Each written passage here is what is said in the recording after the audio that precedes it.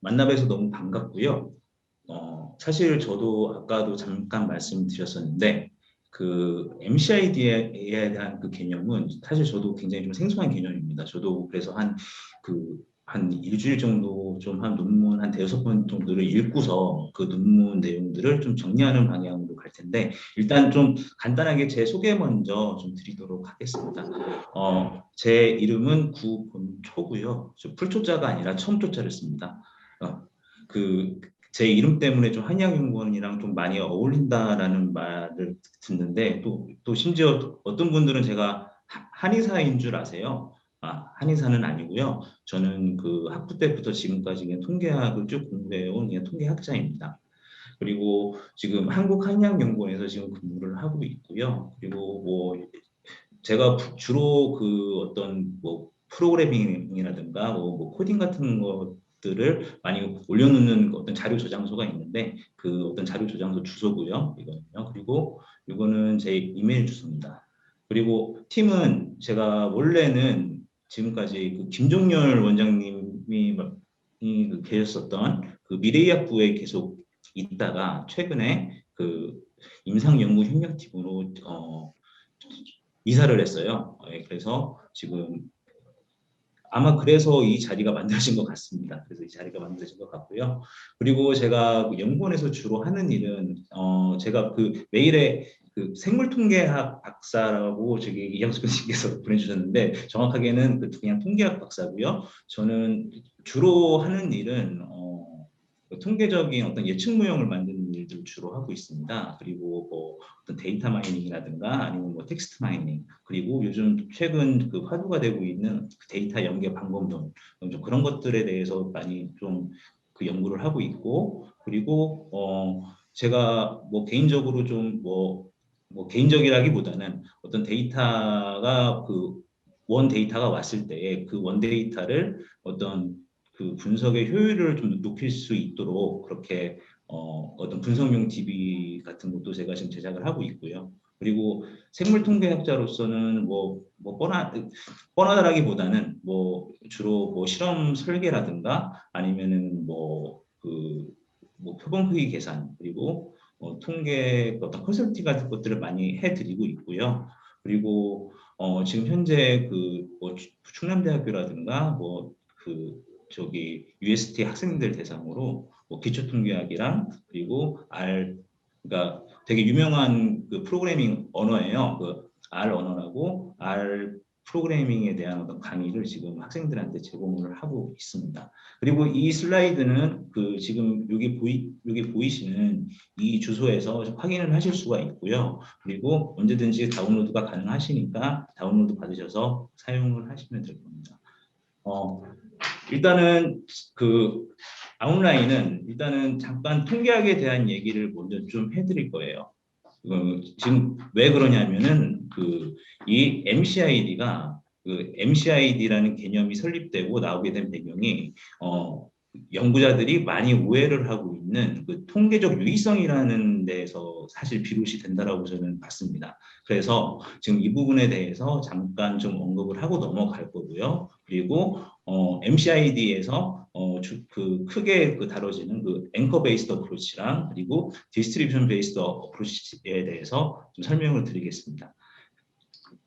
그 이후에는 잠깐 뭐 MCID에 대한 어떤 장점과 단점에 대해서 간략하게 다룰 거고 그리고 김성화 박사님이 저한테 보내주신 메일 내용이 있는데 그 내용에 대해서 그냥 잠깐 그 톡으로 그 얘기를 해보도록 하겠습니다. 그럼 본격적으로 한번 들어가 보도록 하겠습니다. 일단은 통계적 유의성에는 사실 역사가 있어요. 역사가 있는데 이 말이 처음 사용된 때는 19세기입니다. 그 엣지 월스라는 사람이 처음 언급을 했었고요. 그리고 사실 통계적 유의성이 굉장히 좀 유의하게 된 거는 혹시 로널드 피셔라는 사람에 대해서 들어보셨는지 모르겠지만은 사실 저희 그 통계학 쪽에서는 굉장히 유명한 사람입니다. 왜냐하면은 이 사람이 그 현대 통계학의 거의 모든 것을 정립을 한 사람이에요. 이 사람이 Statistical Method for Research Worker라는 책에 Test of Significance라는 그 말을 했어요. 그 개념에 대해서 설명하면서 사람들한테 많이 좀 유명해지게 됐는데 원래 우리가 지금 많은 연구자들이 물론 지금 여기 계신 분들은 저는 안 그럴 거라고 저는 생각을 합니다. 우리가 P 해킹 혹은 P-밸류 피싱이라는 말을 많이 쓰죠. 여러 번 그 검정을 통해서 유의한 것만 골라가지고 어떤 연구 결과를 발표를 하는 어떤 그런 것들에 대해서 많이 그 비판이 되고 있는데 원래 의도는 이런 의도예요. 이게 만약에 P-밸류가 0.05보다 낮게 나왔다고 한다면은 이 데이터 이것과 동일한 데이터에 대해서 조금 더 자세히 들여다볼 그 필요가 있다라는 의미에서 처음 얘기를 한 거였었고요. 그리고 그 피셔라는 사람은 이거를 어떤 과학적 결론을 내기 위한 추론의 한 과정이라고 생각을 했습니다. 그래서 19세기에서는 우리가 뭔가 좀 중요한 것을 발견을 했다. 아니 우리가 획득한 데이터가 뭔가 좀 의미가 있다라는 그 의미로 많이 사용이 됐었었는데 이게 20세기 들으면서 그 통계학이 엄청난 발전을 해요. 엄청난 발전을 하면서 원래 통계학은 그 자연과학 쪽에서 많이 활용이 됐었습니다. 그 가우스 분포가 우리가 어떤 행성의 어떤 그 빛의 어떤 시그널들을 봐서 그 어떤 빛의 분포를 가지고 그 전기 분포를 만들었던 것처럼 자연 현상이라든가 어떤 그런 것들에 대해서 많이 그 통계학이 활용이 되다가 이게 차츰 인간 대상으로 옮겨가요. 인간이라든가 아니면은 공장의 어떤 불량률을 어떤 제어하기 위한 도구로서 이게 활용이 되면서 이 의미 자체가 매우 중요하다는 의미로 바뀌어버려요. 거기에는 한 배경이 있습니다. 먼저 음, 아, 그리고 지금 제가 이 부분까지 다 얘기를 했었는데 이렇게 지금 피셔가 처음 테스트 오브 시그니피컨스라는 것을 얘기를 한 그 5년 뒤에 그 예레지 네이만이라는 사람과 이건 피어스는 칼 피어슨의 아들이에요. 칼 피어스는 여러분들이 그 논문에서 많이 보는 그 피어슨 상관계수를 개발한 사람이고요. 그 사람의 아들인데 그 사람도 같이 통계학자고 이 둘은 거의 영혼의 단짝입니다. 영혼의 단짝인데 이 두 사람이 사실은 오늘날에 그 여러분들 우리 그 연구자들이 많이 익숙한 그 어떤 통계적 가설 검정 절차를 확립한 사람들이에요. 그런데 이 statistical significance라는 얘기가 사람들한테 많이 화제되고 어떤 논쟁의 대상이 된 가장 결정적인 계기는 뭐냐면은 아까 얘기했었던 이 피셔라는 사람이랑 이 예레지 네이만이라는 사람이랑의 한 20년, 30년 동안의 어떤 지리한 논쟁에서부터 비롯이 돼요. 이 사람이 피셔고요. 이 사람이 이건 피어슨이고 이 사람이 그 예레지 네이만입니다. 하여튼 이 꼴랑꼬장하게 생긴 양반은 좀 세상에 대한 불만이 엄청 많으셨던 양반이에요. 그리고 인종 차별주의자이기도 하고요. 그런 양반이었었는데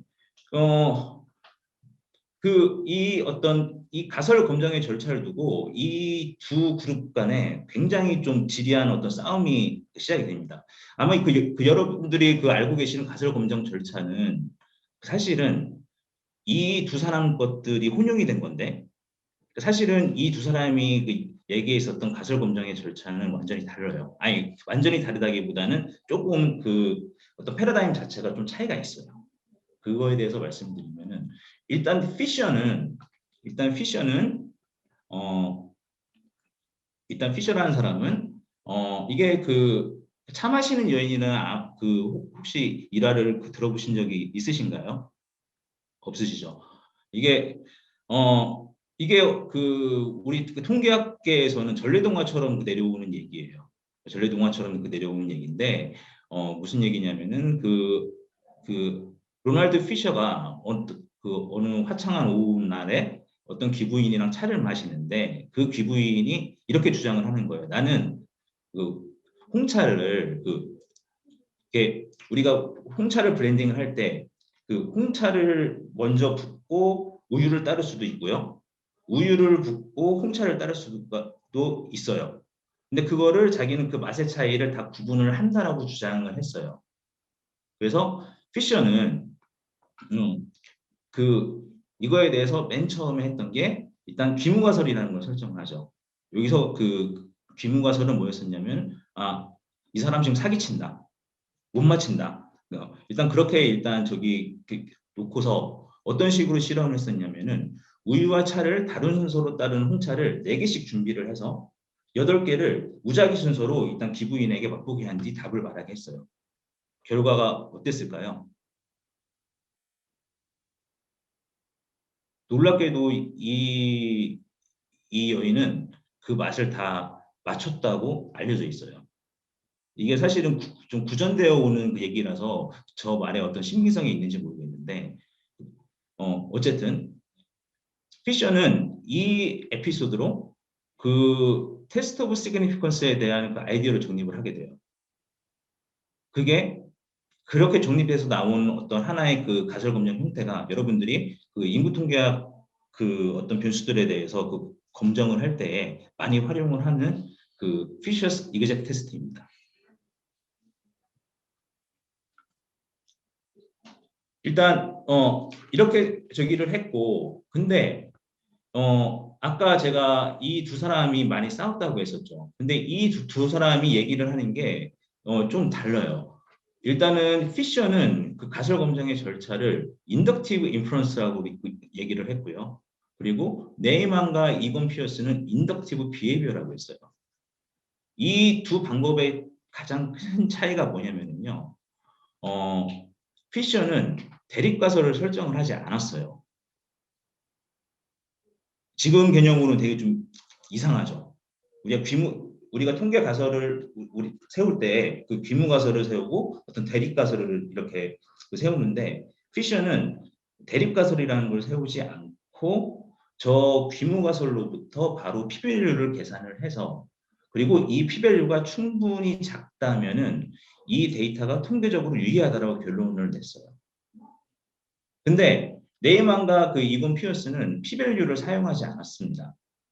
그러니까 저희가 어, 그, 뭐야, 통계학과 학부생들이 p-value를 언제부터 배우실 것 같아요?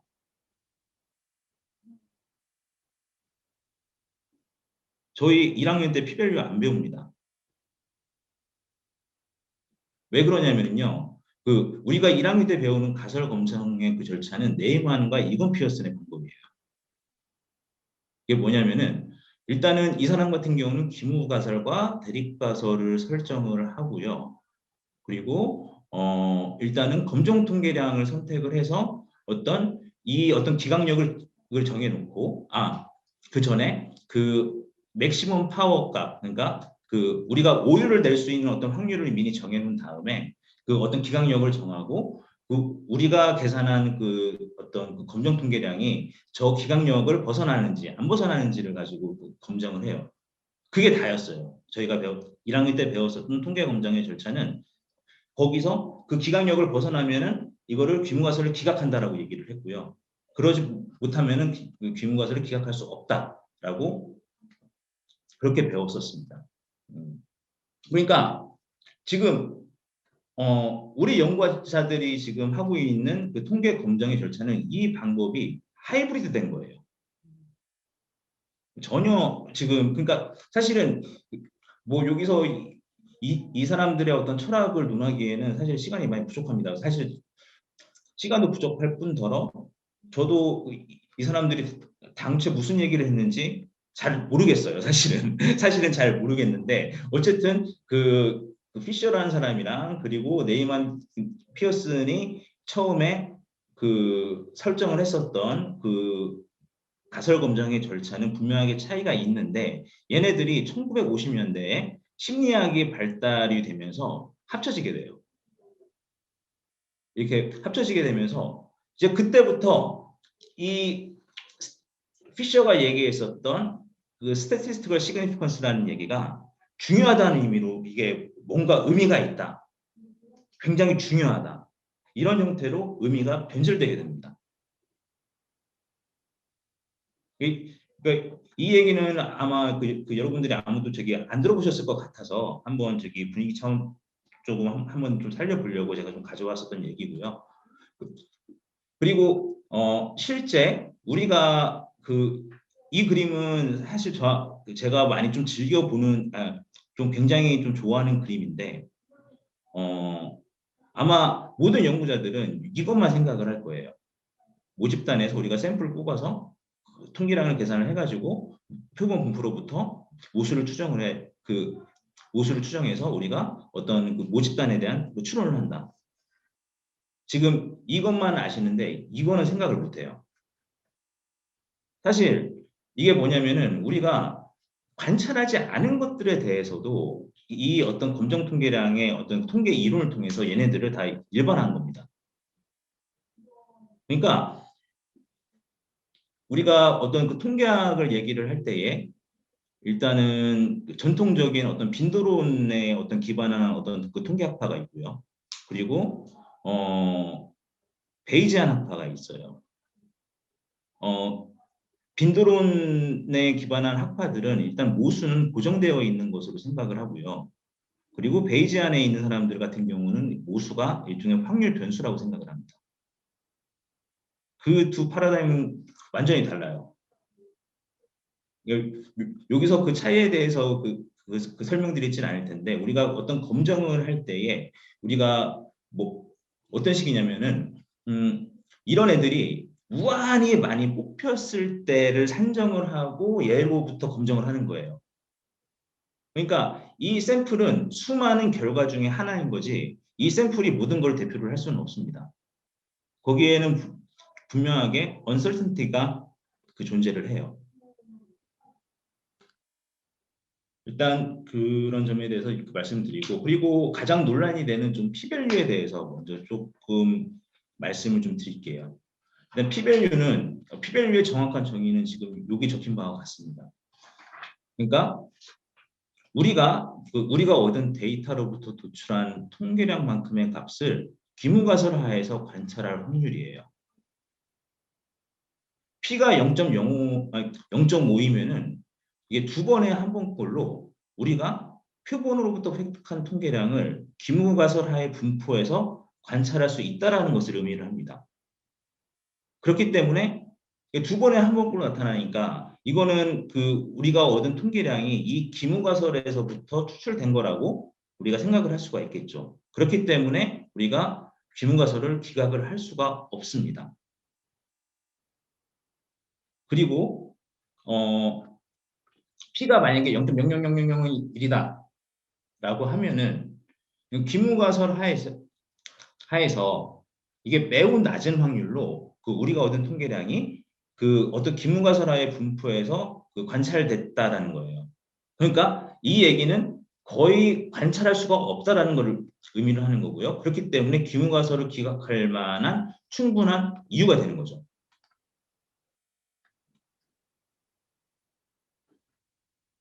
그러면은 이 경우는 어떨까요? 한번 제가 뭐 했는데 만약에 어떤 RCT 연구에서 어떤 체류학의 효과를 보기 위해 우리가 통계 분석을 수행을 했는데 P가 0.108이라고 나왔어요. 그러면 어떻게 해석을 할까요?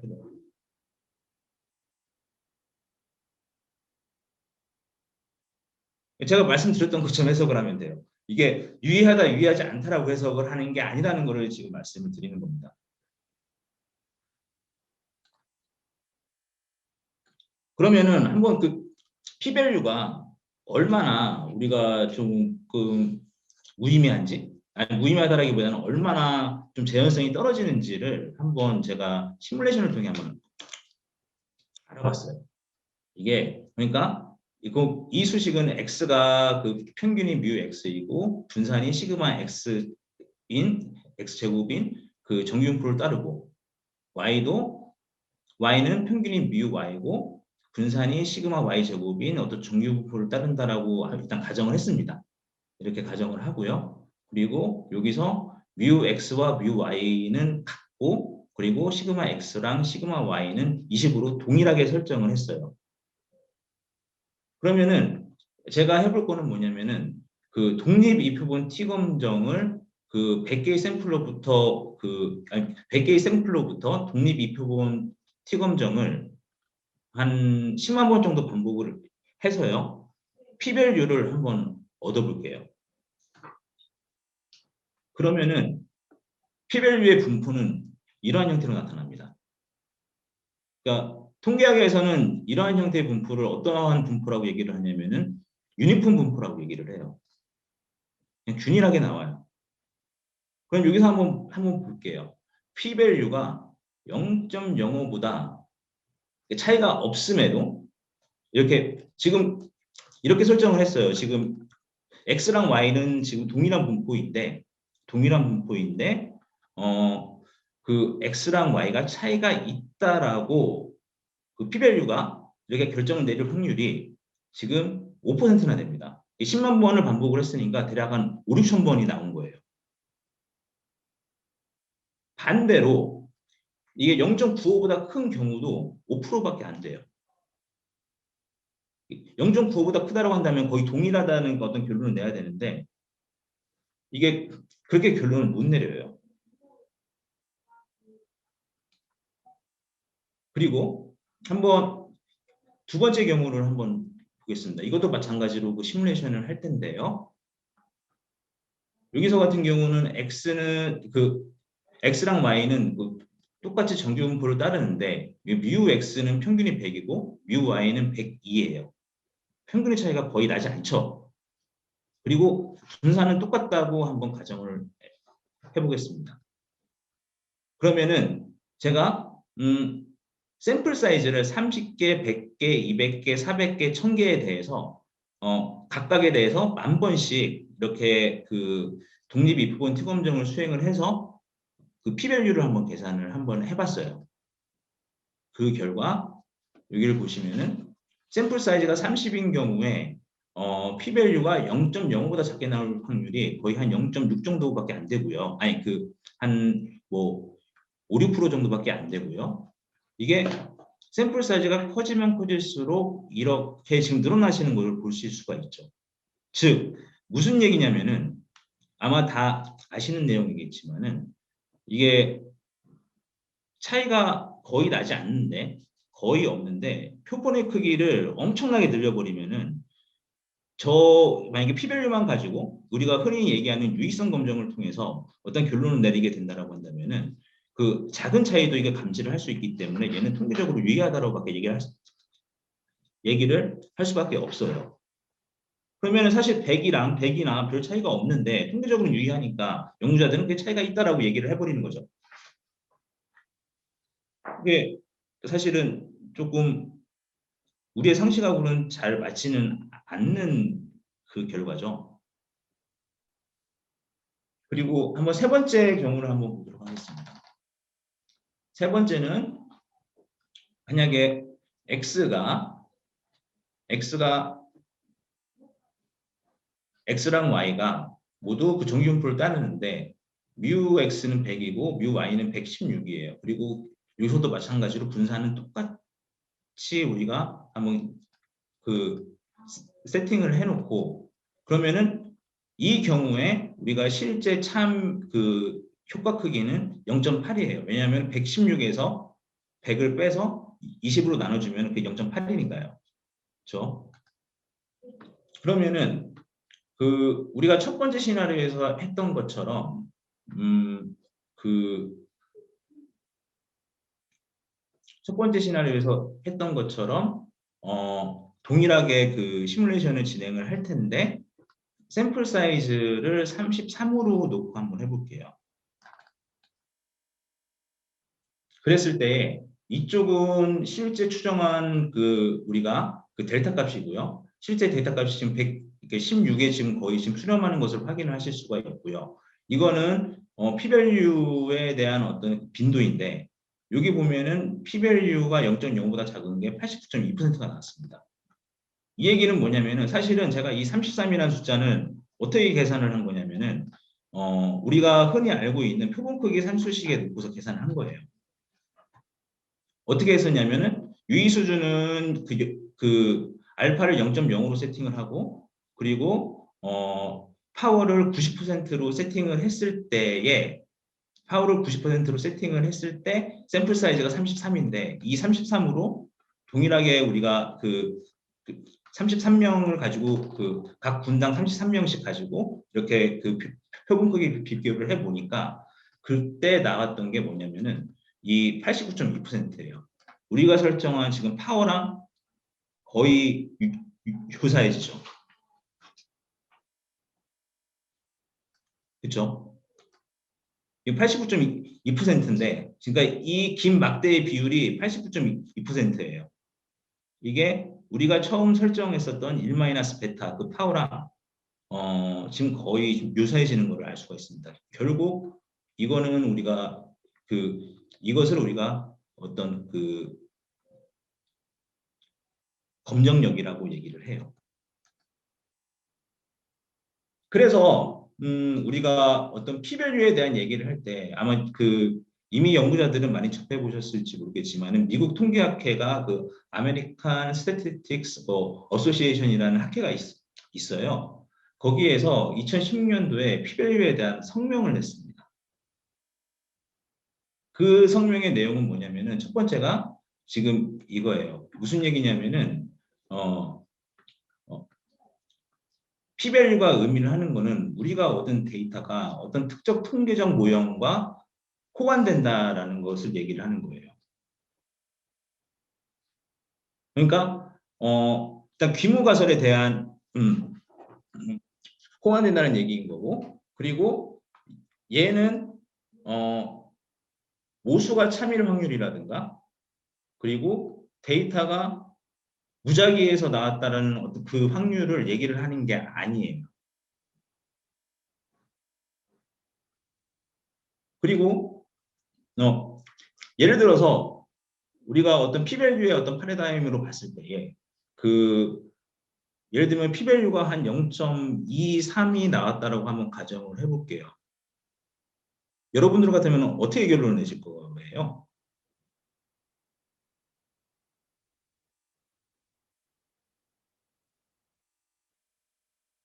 이 얘기는 우리가 얻은 데이터로 귀무가설을 기각할 만한 충분한 증거를 수집하지 못했다는 거지 귀무가설이 틀렸다라는 것을 얘기를 하는 게 아닙니다. 그러니까 귀무가설이 옳고 그름을 증명하는 것은 불가능해요. 우리가 어떤 통계적 가설을 검증을 할 때에 우리가 어떤 형태로 그 가설을 집어넣나요? 보통은 두 집단 간 평균 차이가 없다. 그러니까 두 집단 간 평균 차이가 없다면은 효과가 없다가 아마 귀무가설이 될 거예요. 그렇죠? 그리고 대립가설은 두 집단 간 평균 차이가 있다면은 효과가 있다예요. 일단 그렇게 얘기를 할 수가 있어요. 그런데 가만히 이 논리 구조를 놓고 잘 보시면은 정확하게 그 대립가설이 귀무가설의 콘트라파트가 아니에요. 이거의 그 콘트라파트가 되려면은 어떻게 얘기를 해야 되냐면은 효과가 어 만약에 차이가 없다면 효과가 있다면 두 집단 간 평균 차이가 있다예요. 그러니까 지금 저 대립가설은 귀무가설의 역인 거지 어떤 대우 명제가 아니에요. 그래서 우리는 P-밸류만 가지고 귀무가설이 뭐 참일 확률이라든가 그렇게 얘기할 수 없다라는 겁니다. 또 하나는 그리고 여기서 얘기하는 거는 그 세 번째 얘기하는 건 뭐냐면은 그러니까 우리가 이런 표시 많이 하죠 논문에 이렇게도 표시 많이 하고요. 그렇죠? 이게 시각적으로는 좋은데요. 적어도 이게 본 논문 말고 서플리멘터리 매터리얼을 통해서라도 P-value를 정확하게 기재를 해주는 게 좋습니다. 그렇게 기재를 해 주셔야 돼요. 지금 그러라고 지금 여기서는 그렇게 지금 성명을 낸 거고요. 지금 3번과 4번은 그래서 맞닿아 있습니다. 그리고 P-value는 어떤 효과의 크기라든가 결과의 중요도를 의미를 하는 게 아니에요. 아까 계속 말씀드렸던 것처럼. 그리고 아까 제가 말씀을 드렸었죠. P-value가 어떤 그 에비던스에 대한 좋은 척도는 아니다라는 거죠. 그래서 이러한 어떤 통계적 검정의 한계 속에서 아마 임상의들은 만약에 그 임상시험을 진행을 한다라든가 임상연구를 진행을 할 때 그동안 어떤 P-value에 의존을 해서 우리가 어떤 선택한 변수들이 잘 현실에서는 웍을 하지 않는 경우를 굉장히 많이 보셨을 거예요. 저 같은 경우는 뭐 사실 그 어떤 모델링을 할 때 옛날 그 굉장히 고정적인 방법 중에 하나가 P-value를 통해서 모형에 들어갈 그 변수들을 선택을 하는 거였었어요.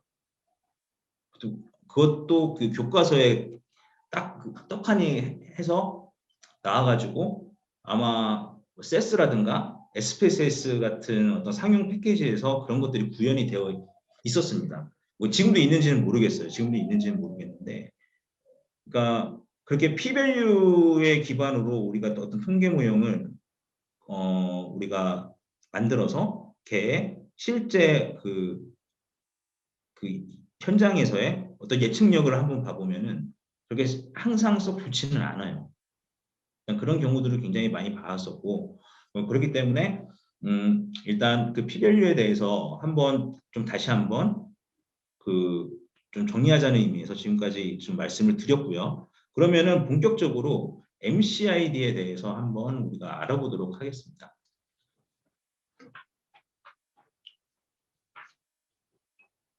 이게 제가 한 MCID 관련된 논문들을 많이 보지는 못했고, 이걸 준비를 하면서 한 대여섯 개 정도의 논문들을 한번 읽어봤었는데, 가장 중심이 되는 키워드는 그 환자 중심의 진료인 것 같아요.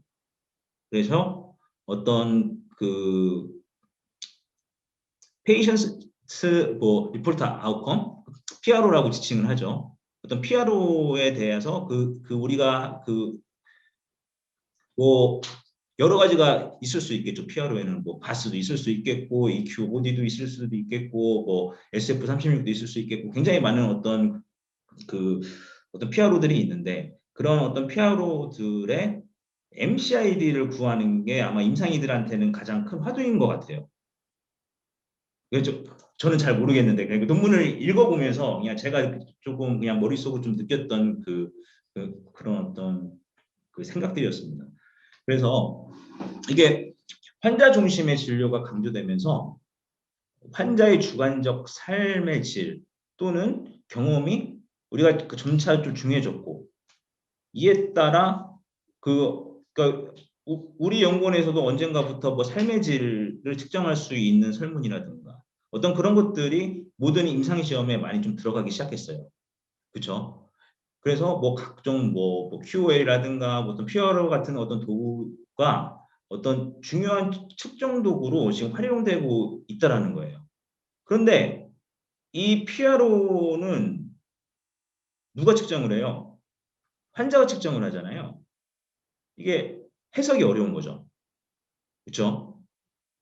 즉 PRO 도구로 측정된 점수 변화가 과연 의미가 있는 변화인지, 또는 환자 관리를 다른 방식으로 변경해야 할 정도의 변화인지 등을 이 PRO 등으로는 우리가 쉽게 판단할 수가 없어요. 그렇죠? 그렇다고 해서 아까 얘기했었던 어떤 유의성 검정, 통계적 유의성 검정을 근거로 우리가 판단할 수도 있겠으나, 아까 우리가 쭉 봤던 예시처럼 표본의 크기가 커지면은 작은 차이도 이게 차이가 있다라고 나오고, 그리고 큰 차이가 있는데도 사실은 차이가 없다라고 나올 수도 있습니다. 그래서 통계적 유의성만으로는 임상적 유의성을 판단하는 데는 많은 한계점이 있어요. 이에 대한 어떤 대안으로 환자에게 중요한 피아로 변화가 어느 수준인지 파악하기 위해 어떤 체계적인 연구가 시도가 됐었는데 특히 보면은 어떻게 발음하는지 모르겠는데 제시케라고 얘기를 해야 되는지 모르겠는데 맥메스터 대학교 어떤 연구진들을 중심으로 많이 좀 이게 연구가 진행된 것 같더라고요. 그래서 이 사람들이 정의를 한 게 어떤 미니멀리 클리니컬리 임포턴트 디퍼런스라는 거에 대해서 어떤 기준을 마련을 했는데 그 오리지널 정의가 지금 여기에 적힌 정의입니다. 즉 MCID는 환자가 이익으로 인식을 하고요. 그리고 번거로운 부작용이나 어떤 과도한 비용이 발생하지 않아도 환자 관리에 변화가 필요할 수 있는 관심 영역에 가장 점수 차이를 의미를 해요. 그런데 여기 보면은 이 C가 지금 임상에만 많이 초점이 맞춰 있어서 여기에 있는 사람들은 이 C를 똑하니 뺐습니다. 똑하니 빼서 그래서 어떻게 얘기를 했냐면은 얘만 뚝 떼고 거의 비슷한 정의를 내렸어요. 정의를 해서 그래서 미니멀 임포턴트 체인지라는 그 용어를 사용을 했는데 사실 더 간단하게는 그냥 이렇게 우리가 정의를 할 수가 있습니다. 환자가 중요하다고 느끼는 그 가장 작은 차이가 MCID의 그 정의예요. 그러면 여기서 몇 가지 단서가 있죠. 저거를 어떻게 측정을 해야 되나요?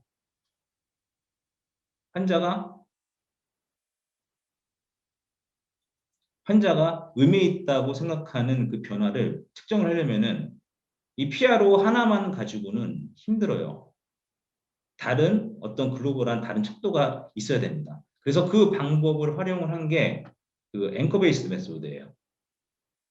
그리고 그러한 어떤 다른 척도가 없을 때, 우리가 이 앵커가 없을 때 사용하는 방법이 디스트리뷰션 베이스드 메소드라고 생각을 하시면 됩니다. 그래서 그 앵커 베이스드 메소드는 이게 내가 그 MCID를 구하고 싶은 어떤 도구가 있는데 어떤 PRO 도구가 있는데 그것과 잘 알려진 PRO 예를 들어서 여기에 있는 글로벌 레이팅 오브 체인지라든가 글로벌 퍼시브드 이펙트 그리고 페이션스 글로벌 임프레션 오브 체인지 SF36 이러한 것들을 하나의 어떤 기준으로 삼아서요. 이 기준을 기반으로 우리가 그 MCID를 계산하는 게 앵커 베이스드 어프로치입니다. 그런데 얘가 잘 워크를 하려면은 내가 보고자 하는 내가 MCID를 구하고 싶은 어떤 이 도구랑 이 잘 알려진 도구랑 일단 코릴레이션이 있어야 돼요. 이 상관성이 없으면 얘를 할 수가 없습니다. 그래서 그러니까 간단한 예로 그거예요. 여기 보면은 글로벌 레이팅 오브 체인지가 있는데 여기서 예를 들어서 임프루브가 있는 그 사람들만 뽑아서요. 이 사람의 치료 전후에 어떤 PRO의 차이가 여기서 가장 우리가 쉽게 계산을 할 수 있는 앵커 베이스드 어프로치입니다. 근데 얘도 좀 굉장히 조금 좀 단점이 있어요. 단점이 뭐냐면은 이 앵커로 사용을 하고 있는 이 글로벌 레이팅 오브 체인지라든가 이런 애들이 사실은 밸리디티라든가 리라이빌리티가 많이 떨어지는 속성을 갖고 있어요. 그리고 주관적이고요. 그 응답 자체가 너무 주관적이기도 하고, 그리고 가장 결정적인 거는 이게 어떤 리콜 바이어스가 존재를 하기 때문에 이거를, 그러니까 그, 그 기억을 하는 거죠. 내가 이 정도 측정했으니까 난 이 정도 측정을 하면 될 거야라고, 일단 그런 형태로 그 측정을 하게 되는 그런 어떤 바이어스가 발생할 수가 있기 때문에 저기 한데, 얘가 그럼에도 불구하고 이런 애들이 많이 사용되는 이유 중에 하나는 뭐냐면은, 이런 어떤 환자의 어떤 상태에 대해서 굉장히 좀 민감하게 잡아낼 수 있는 특성은 갖고 있어요. 이게 좀 신뢰성이 많이 좀 떨어짐에도 불구하고 그렇다고 논문에서 적혀 있습니다. 저는 뭐 이거를 저기 사실 이런 어떤 설문지를 이렇게 좀 오래간만에 좀 들여다본 게 좀 굉장히 좀 오래간만이에요. 오래간만이라서 좀 기억이 좀 많이 좀 새록새록하긴 한데, 이런 어떤 환자의 주관적인 그, 그 어떤 호전도를 이 어떤 글로벌 레이팅 오브 체인지가 굉장히 잘 잡아낸다는 그 장점이 있어서 얘네들을 그 앵커로 많이 사용을 한다는 거예요. 그러면은 랭커 방법, 그 앵커 베이스드 그 방법의 그 가장 첫 번째 방법이 바로 그 리그레션 어프로치입니다. 여기 제가 뭐 복잡하게 수식을 썼는데, 사실은 뭐 그 여기서 Y는 내가 관심이 있는 어떤 PRO 스코어의 어떤 변화량이에요. Y는. 그리고 X는 앵커를 나타내는 거고요. 그러니까 여기서 앵커는 아까 말씀드렸었던 뭐 글로벌 레이팅 오브 체인지라든가 이런 설문들의 점수겠죠. 이런 점수를 그대로 사용을 할 수도 있고, 아니면은 아까 말씀드렸던 것처럼 얘를 뭐그 더미 변수화해서 다이코토마이즈, 그러니까 그 이분화를 하거나 혹은 그 어떤 범주화를 해서 우리가 어떤 변수로 사용을 할 수가 있습니다. 그리고 여기서 Z는 사실 그 아마 그 MCID를 쭉다 어느 정도 보셨었으면은 얘가 뭐 인구학적 변인에 대해 엄청나게 조금 차이가 크다라는 것들을 아마 논문에서 많이 보셨을 거예요. 뭐 인구 집단별 차이도 있고 교육 수준별 차이도 있고 성별에 대한 차이도 있고 이런 차이들이 있기 때문에 이런 변수들을 우리가 이 레귤레이션 어프로치에서는 보정을 할 수가 있어요. 보정을 한다는 얘기는 얘네들을 같이 그 어떤 공변량으로 이 선형 모형에다가 그 변수로서 입력을 하는 거죠. 그래서 이 모형은 여러분들이 흔히 알고 계시는 그 어떤 멀티플 리니어 리그레션 모형입니다. 다중선형 회귀 모형이고요. 네. 그래서 이 방법을 통해서 우리가 그 할 수가 있고, 얘는 그 OLS라든가, OLS는 그 Ordinary Least Square라고 해서 그 최소제곱법이라는 거예요. 최소제곱법이라든가 아니면은 GLM에서 그 사용을 하는 어떤 뉴턴 랩슨 메소드를 통해 얘네들을 최적화해서 최적화된 어떤 베타 값이라든가 여기에 있는 그 어떤 감마 값들을 우리가 추정을 할 수가 있다는 거예요. 그래서 그러면은 리그레이션 그 어프로치에서의 MCID는 바로 우리가 추정하는 이 베타입니다. 이 베타가 그 우리가 이 방법에서의 그 MCID가 되는데, 근데 X를 이렇게 더미 베리어블로 바꿔버리면은, 예를 들면 얘가 그 두 그룹만 있다라고 해볼게요. 예를 들면은 호전됨, 호전 안됨 이렇게 두 그룹으로 나눠서 얘는 신경 쓰지 않으셔도 되고 얘는 그 신경 쓰지 않으셔도 되고, 그렇게 두 그룹만 가지고 그러니까 두 그룹으로 이렇게 어떤 더미화를 해서 얘를 실행을 하면은 그 적합을 해보면은 얘 결과는 여러분들이 알고 계시는 독립이표본 T검정 결과랑 똑같아요.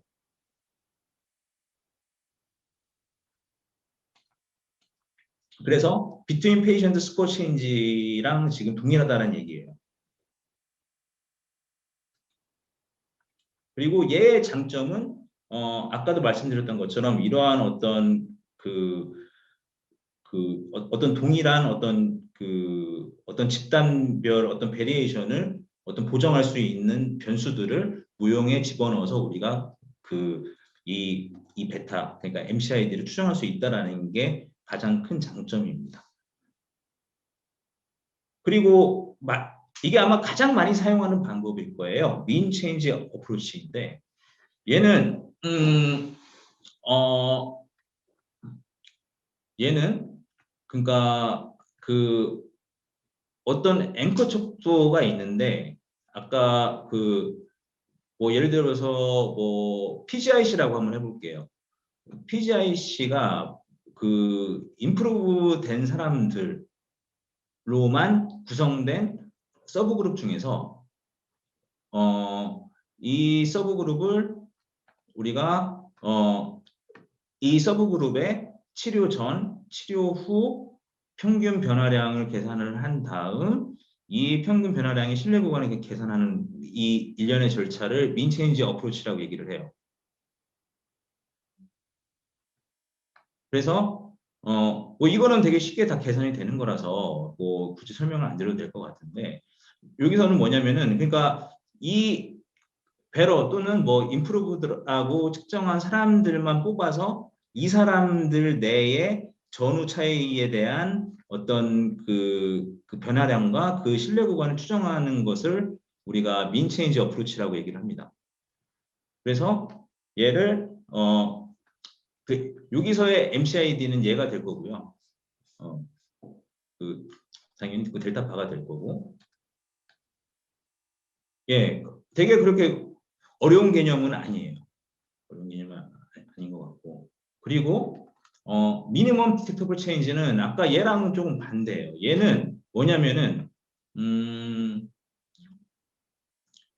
여기 보시면은 non responders라고 했으니까 얘가 여기서는 우리가 better improved라고 된 그로 응답한 사람들을 뽑았는데 worse 혹은 뭐 worst라고 그 표시를 한 사람들만 뽑아서 그 사람들의 그 평균 변화량과 그러니까 치료 전후의 변화량과 그 신뢰 구간을 구해서 이 신뢰 구간의 상한값을 MCID로 정하는 거예요.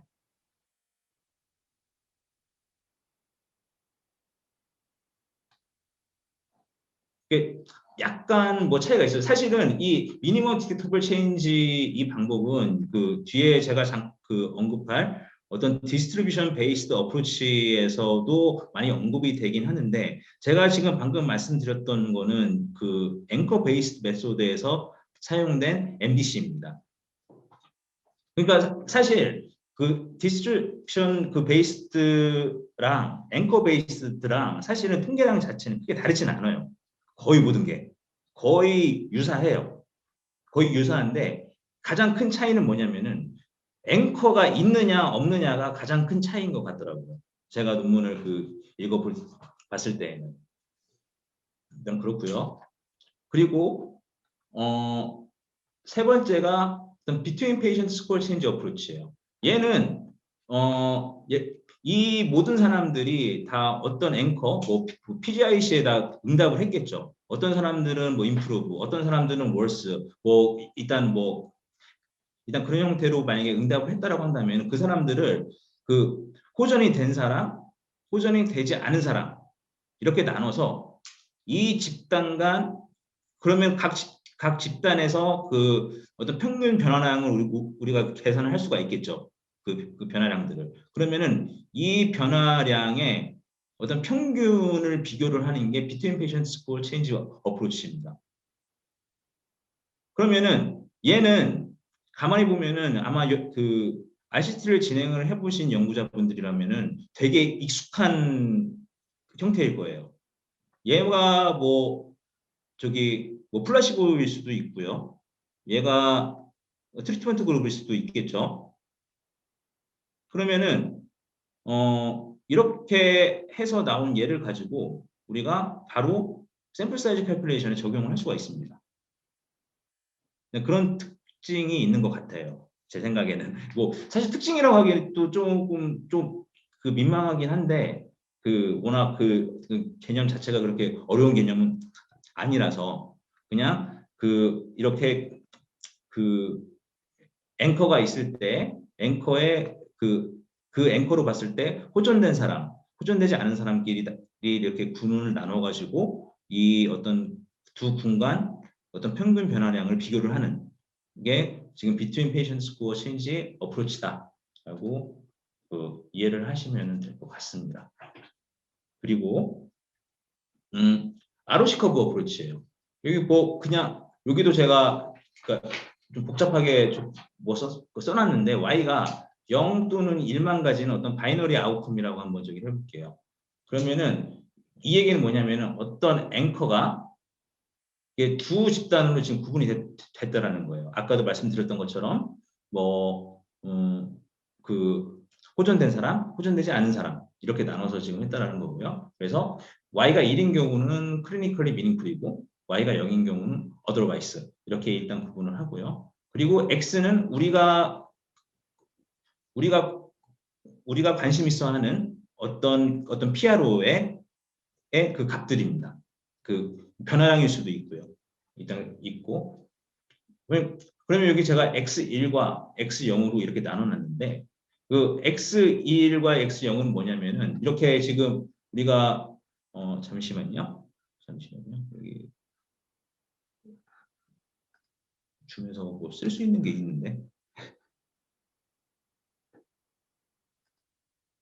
잠시만요.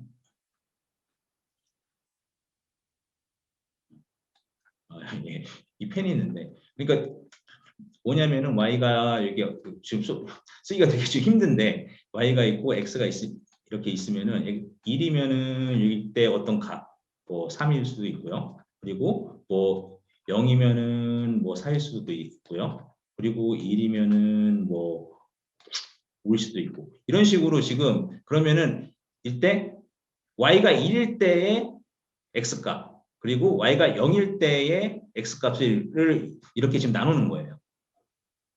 이렇게 나누는 거고 그리고 그래서 얘를 이렇게 우리가 흔히 보는 어떤 센시티비티라든가 스페시피티를 나눌 수 있는 그 테이블을 이렇게 만들어 보면은 우리가 이런 형태로 이렇게 나타낼 수가 있습니다. 이 테이블은 아마 여기 뭐 교수님들 다 아실 것 같아요. 어떤 걸 의미를 하는지. 그렇게 해서 그러면은 그러니까 ROC 커브라는 거는 뭐 어떤 센시티비티와 1 스페시피티에 대해서 우리가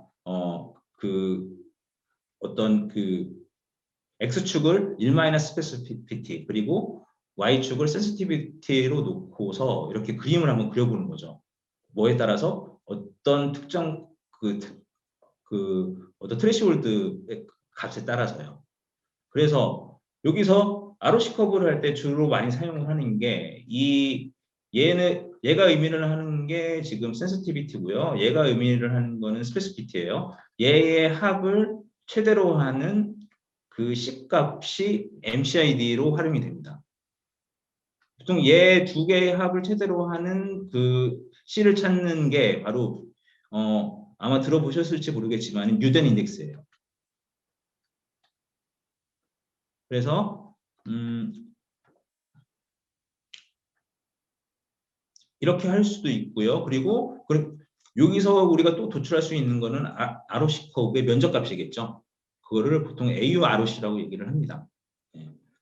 혹시 그 ROC 커브가 어떤 식으로 구하는지는 아마 인터넷에 잘 나와 있는데 제일 먼저 해야 될 일은 이 값에 따라서 얘네들을 다 정렬을 한 다음에 그러니까 너레비를 다 세운 다음에 여기 보시는 것처럼 이렇게 컷오프를 바꿔가면서 얘를 이렇게 지금 변화시켜서 가는 거예요. 이렇게. 사실 만약에 우리가 어떤 다른 공변량들을 고려를 한다고 한다면은 바이너리 로지스틱 레그레션을 가지고도 얘를 ROC 커브를 구할 수가 있습니다. 저 글자는 지울게요. 어떻게 지울지.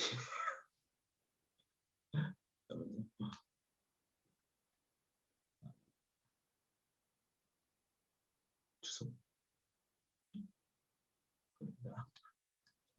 어, 넘어가도록 하겠습니다. 좀 지우고 싶은데 그러면은 그 분포 기반 방법에 대해서 일단 말씀을 드리면요. 일단은 그 굉장히 많은 것들이 있어요. 뭐 이펙트 사이즈도 있고 SEM도 있고 뭐 RCI라는 것들도 있고 굉장히 많은 어떤 분포 기반의 그 관련한 그 MCID를 구하는 그런 어떤 통계량들이 굉장히 많은데 다 사실 공통적인 건 뭐냐면은 이 변화량이랑 그리고 이 변화량의 어떤 분산을 고려를 해서 다 계산을 해요. 그러니까 얘가 할 수 있는 거는 이 변화가 뭐 특정 수준의 어떤 랜덤 베리에이션 이상의 변화가 있는지 없는지를 우리가 확인을 할 수가 있고 그리고 앵커가 없을 때에 어떤 그 우리가 어떤 PRO 우리가 그 MCID를 어떤 구하고 싶은 그 PRO의 그 어떤 직접적인 해석을 할 수가 있는데 사실은 이 방법은 MCID가 추구하는 방법하고는 사실 많이 다르죠. 순전히 통계적인 검정에만 지금 저기를 기반에 두고서 우리가 어떤 그 결론을 내리는 행위니까 사실은 조금 좀 거시기 하고요. 그리고 이게 아까도 서두에 계속 말씀드렸던 것처럼 샘플 스페시픽합니다. 그러니까 어떤 샘플을 갖고 있는지 그리고 샘플의 크기가 얼마나 있는지에 따라서 얘가 그 다양하게 변할 수 있기 때문에 얘만 가지고 쓰는 거는 여기 지금 이 단체 같은 경우는 지금 호주 식약처인 것 같아요. 그 호주 식약처 같은 데서는 그 앵커 베이스드 어프로치만 이걸 저기 하고요. 그리고 미국 FDA에서는 얘는 그러니까 디스트리뷰션 베이스드 그 어프로치는 그 앵커 베이스드 어프로치를 서포트하기 위한 용도로만 사용을 해라라고 2006년도에 그렇게 어떤 공시를 그 어떤 가이드라인을 어떤 내린 바가 있습니다. 그리고 많이 사용하는 게 이 표준 편차인데 이 표준 편차에다가 0.5를 곱한 값을 그냥 써요.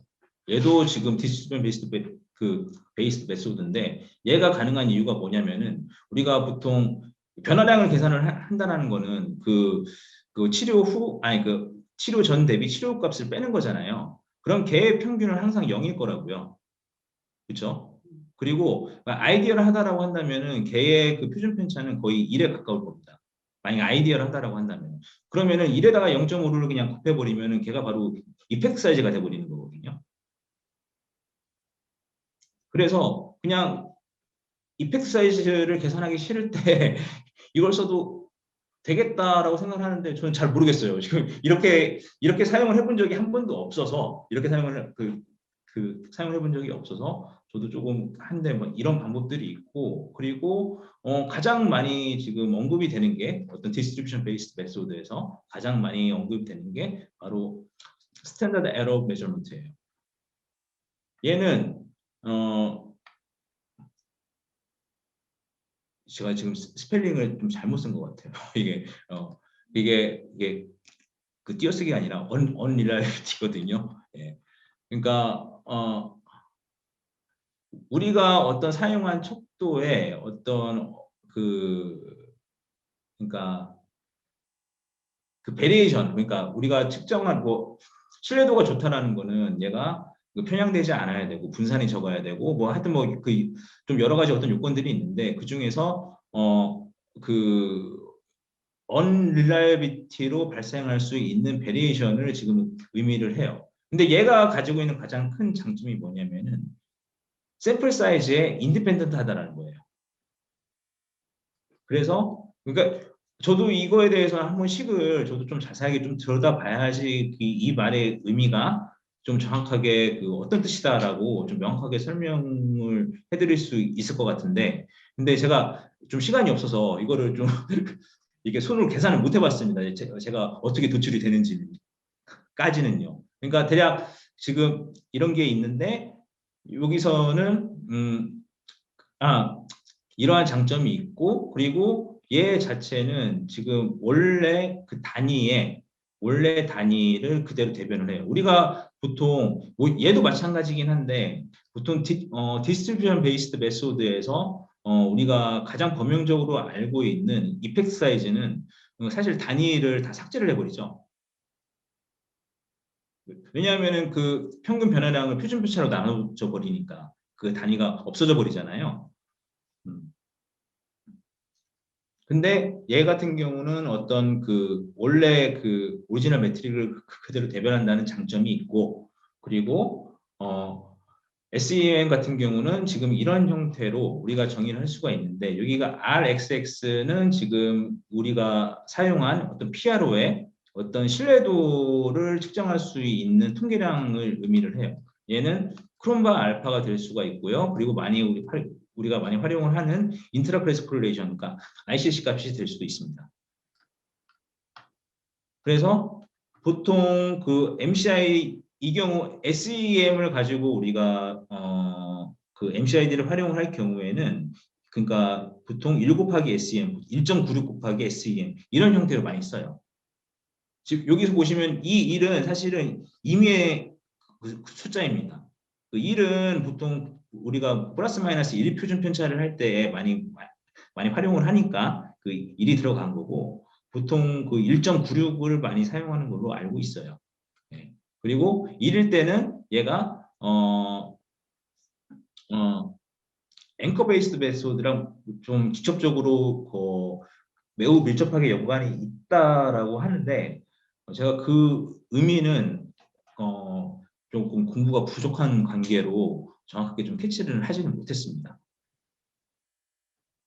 그리고 reliable change index라는 게 있는데요. 얘 같은 경우는 그 어떤 시간에 따른 변화가 통계적인 차이가 있는지를 볼 수 있는 건데, 그러니까 가장 대표적인 거는 뭐냐면은 그 T 통계량이에요. T 통계량. 그 T 통계량이 어떤 식이냐면은, 다시 한번 그 개발세발 글씨를 쓰면은 보통 만약에 그 평균이 0이다라는 거를 검정을 하는 게 x바 마이너스 0에 얘 보통 SD에 이거거든요. 이건데 얘가 뭐냐면은 표준 오차예요. 얘가 지금 표준 오차니까 지금 그거를 그냥 그대로 대변을 한 거예요. 예. 지금 이렇게 나타날 수 있고, 그리고 얘는 우리가 이렇게 해도 우리가 바꿀 수도 있다라고 지금 그렇고요. 있구나. 지울게요. 왜 다 안 조지지?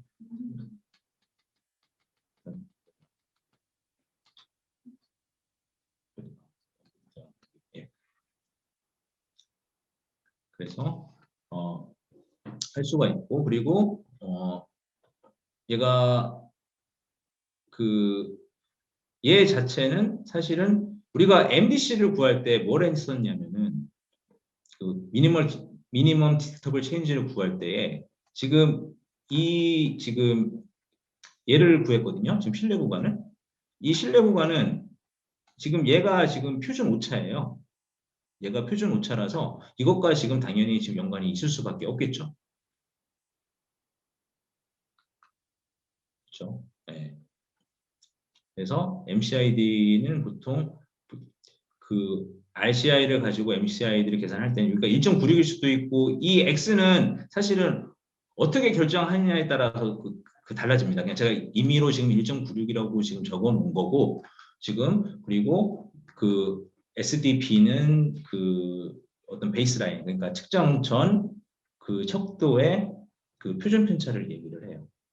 그리고 가장 대표적인 그 이펙트 사이즈가 이렇게 지금 또 디스트리뷰션 베이스드 메소드 사용을 할 수가 있는데, 그러니까 제가 이걸 공부를 하면서 느꼈던 점은 만약에 MCID를 계산을 하려면은 아까도 제가 잠깐 언급했던 것처럼 우리가 임상시험이라든가 임상연구를 진행을 할 때에 좀 기준이 앵커가 될 수 있는 그런 어떤 PRO들, 뭐 예를 들어서 뭐 PGIC라든가 뭐 그런 그 척도들을 집어넣어서 걔를 이용한 그 계산이 좀 그나마 좀 많이 웍을 할 것이지, 지금 여기 있는 방법들만 가지고 만약에 한다라고 하면은 좀 공격을 좀 많이 받을 것 같아요. 제 생각으로는. 그렇습니다. 그래서 그러니까 제가 지금 MCID에서 지금 뭐 공부를 하는 거는 이게 지금 두 가지밖에 공부를 못했어요. 사실 여기 말고 이거 말고도 뭐 그 보니까 뭐 다른 방법들이 있더라고요. 뭐 누적 분포를 활용하는 방법도 있고요. 아니면은 뭐 그 예를 들면 EQOD에 MCID를 계산을 하는데 EQOD에 모든 가능한 조합수를 다 계산을 해가지고 얘가 그 점수 1점이 변할 때에 어떤 생기는 어떤 웨이트를 계산을 해서 그 웨이트를 활용한 뭐 방법도 있는 것처럼 보이는데 제가 그 논문을 찾아서 읽으려고 한번 했는데 연구원에서는 그 논문이 열리지가 않더라고요. 그래가지고 그 부분은 좀 그 공부를 하지 못했습니다. 그렇고요. 일단 일단 일단 지금까지 우리가 MCID에 대해서 쭉 알아봤는데 그 MCID는 의 어떤 가장 큰 장점은 일단은 그 통계적 유의성과는 다르게 어떤 실제 어떤 환자가 보고한 어떤 실제 환자가 느끼는 그런 어떤 차이를 바로 우리가 디텍팅 할 수 있다라는 게 어떤 가장 큰 장점인 것 같고요. 그리고 당연히 이게 그 환자 중심의 관점에서 바라보니까 이게 얼마든지 다른 데로 확장이 가능할 것 같아요. 뭐 예를 들어서 뭐 경제성 평가를 한다라든가 뭐 그런 쪽에서도 많이 활용이 될 수 있을 것 같고 그리고 그러니까 제가 그 처음에 그러니까 처음에 그러니까 저는 지금도 사실 공학자들이랑 많은 연구를 해요. 근데 그 보통 공학자들이 주로 하는 게 뭐냐면 맥진기를 개발을 한다라든가 아니면은 뭐 설진기를 개발을 한다라든가 아니면은 뭐 가이드 애널리시스를 한다라든가 그렇게 하는데 근데 사실 그런 어떤 분석을 할 때에 사실 가장 단점이 뭐냐면은 그 점수가 얼마만큼 변했는데 이 사람이 어떻게 변했는지를 우리가 알 수가 없다라는 거예요. 그럴 때에 MCID를 같이 측정을 해서 그 변화를 우리가 그 예를 들어서 거기서 측정한 값들이 있잖아요. 뭐 예를 들면 뭐 매파 변수들 같은 것들을 그러니까 여기서 보면 우리가 관심 있는 PRO라고 놓고 그리고 뭐 PGIC라는 앵커를 두고서 같이 그 비교를 해가지고 이게 어느 정도 차이가 나야지 이 사람이 임상적으로 변화가 있구나라는 것을 우리가 캐치를 할 수가 있을 것 같아요. 그래가지고 공부를 하면서도 제가 이쪽에도 활용이 가능하겠구나라고 저는 좀 많이 좀 생각을 했고요. 그리고 말씀드렸던 것처럼 어떤 표본 크기 계산에도 그 활용이 가능합니다. 가능하고 그런데 단점은 뭐냐면은 이게 아까도 보셨다시피 굉장히 다양한 MCID 계산 방법들이 있어요. 근데 문제는 이 방법을 어떻게 적용을 하고 어떤 인구 집단에 적용을 하고 그러느냐에 따라서 이 값들의 베리에이션이 너무 큰 거예요. 이게 그리고 어떤 질병에 따라도 지금 좀 다르고요. 이런 어떤 그 베리에이션이 엄청나게 크기 때문에 딱 한 가지로 고정을 하기가 사실 어려워요. 김성화 박사님께서 저한테 질문하셨던 그 내용 중에 하나가 MCID 값, 뭐 바스 같은 경우는 점수가 거의 일정한데 그러면 표본 크기가 거의 동일하지 않겠느냐 앞으로의 임상시험에서 그거는 그렇지 않을 거라는 거죠.